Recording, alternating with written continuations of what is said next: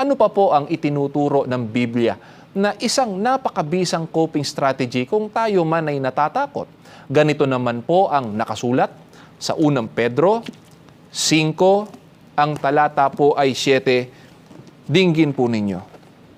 Sabihin ninyo sa Diyos ang tungkol sa lahat ng mga bagay na nakapagbibigay sa inyo ng lungkot o takot o galit.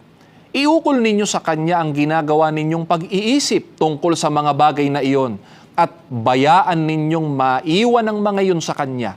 Gawin ninyo ito sapagkat mahalaga kayo sa Kanya.